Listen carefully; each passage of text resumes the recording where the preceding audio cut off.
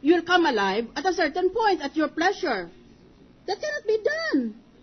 Hindi ka ba nag-trial notebook?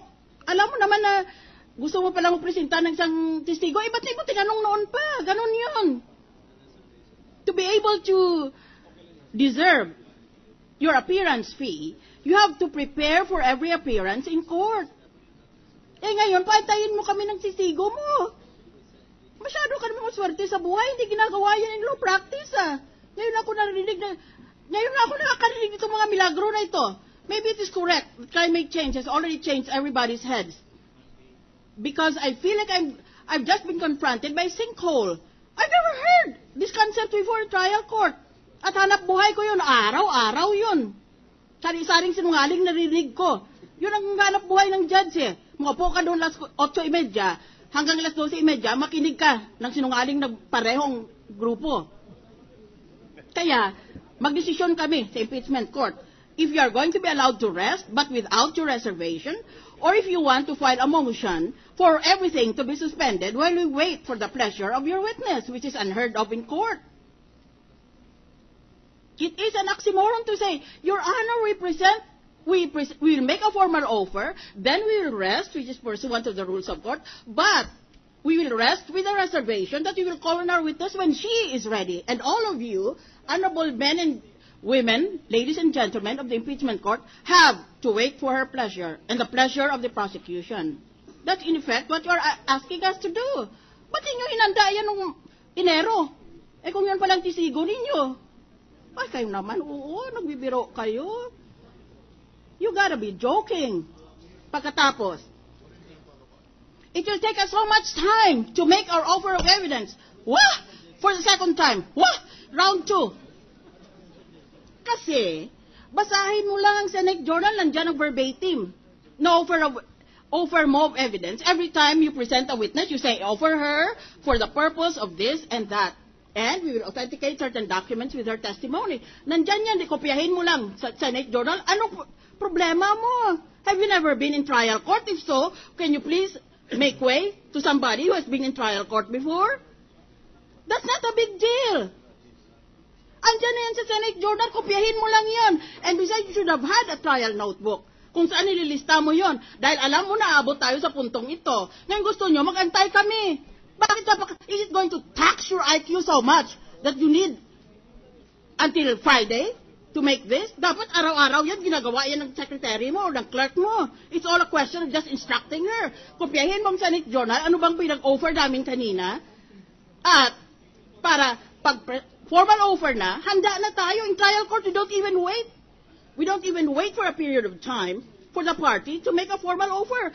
Pagkatapos ng lista ngayon, bukas sabihin ng judge, mag-offer ka na. Dahil ginagawa mo yun throughout the course of the trial, what is the big deal about this? And it's highly clerical. We are only going to murmur there. Here is our witness. We offer the testimony of this witness letter A for the purpose of so and so. And these were the documents marked during her testimony, so and so. And we'll be spending the whole half day doing that kind of thing. So, this means only that either you don't know your rules of court or you're expecting or hoping for miracles to happen. Korte ni Milagrosos ito. You're waiting for a miracle to happen. Trabaho mo yan habang the trial is going on, lilistahin mo kung anong mga ebidensya mo, basahin mong Senate Journal, araw-araw yan, nandiyan yan Pagkatapos itong artifa ninyo, pag nag-objection ng the other side, sasabihin ka, I make an offer of proof, Your Honor, or we make a tender of excluded evidence. You do that so that the appellate court can see the records and can determine if the ruling of the trial judge was correct or not. But there is no court higher than the impeachment court. That is the express language of the Constitution. The Senate, as an impeachment court, tries and decides. So there's no point making an offer of proof or a tender of excluded evidence because no one is going to read those documents. I already implied that before, but now I'm saying it explicitly for full understanding of what is involved here. These are clerical. These are ministerial functions. Bakit ang dami na idibali ko ang defense? Mag-make siya ng motion dahil Ngayon pa lang niya naintindihan, having placed these things in context, kung dapat ipa-admit yon o hindi. Nag-object na siya noon. Pagkatapos, hindi pa iyon. Alam naman natin, gentlemen of both panels, that the general rule is, in case of doubt, admit the evidence. Ganun naman yun eh. Kaya let's not make a big deal out of these offers. Every time a witness is presented, one of you stands up there and says, if the Honorable Court will please, we'll offer this testimony by Mr. X, and we'll mark the following documents for the purpose of. Nag-recite na kamo niyan noon, tapos ulitin pa ninyo. Eh, yun lang eh, kahirap-hirap ninyo. Ay, sus Mariusep, where are your neurons? Where are your synapses? Your brains are very, very dark. You know, when you use our brains, the electrical impulses from one neuron jumps to another neuron that is called a brain activity or a brain wave. Ngayon, kung may brain wave ka, lahat ng utak mo, kumikislap. It's entirely lighted. Ngayon, kung madilim ang utak mo, your neurons are not working. You are flatlined. Meaning to say, hindi ba? Kung buhay pa ang pasyente, naka-jump up and down ng kanyang recording instrument, pero kung namatay na, nag-flatline na. O, yan ang nangyari sa inyo. Nagpa-flatline na kayo. I am, please, appealing to you. Can you please prepare on the rules of court? I'm very underwhelmed by all this debate about how many days to give. Dapat ngayon pa lang, anda na kayo. Wah! Part 2. Senator Escudero, Mr. President. Majority Floor Leader. May we recognize Senator Escudero, Mr. President. Mr. President, ilang paglilinaw lang po kaugnay sa mga naganap kahapon at ngayon. May I address some questions to the Chief Prosecutor or any of the lawyers for the prosecution. Your Honor, kahapon tinanong kayo ng presiding officer kung wini-withdraw ba ninyo yung articles of impeachment, particularly 1, 4, 5, 6, and 8. And the presiding officer asked you to submit a manifestation or motion to that effect. May we know if that is forthcoming? Yes, Your Honor. We have already a draft of our manifestation, and we will file it by Friday, Your Honor. To clarify, Mr.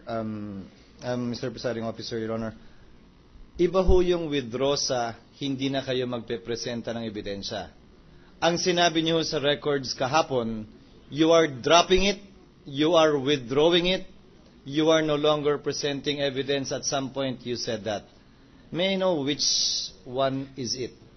The difference, Mr. President, Your Honor, is if you are withdrawing it, that means hindi namin pagbobotohan yung 8. 3 lang ang pagbobotohan namin. If you are merely not presenting evidence, nothing bars the defense from presenting evidence on all 8, and we will have to vote on all 8. May I know your intentions?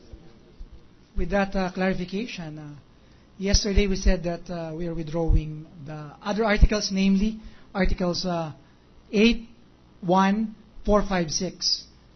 And we will file a manifestation to that effect. So, you're withdrawing it? Yes. Meaning your intention is parang wala na yun dun sa complaint? That's correct. Given that answer, Mr. Presiding Officer, I have more questions to ask. One, that is in effect amending the complaint. By withdrawing certain allegations, in this case, articles.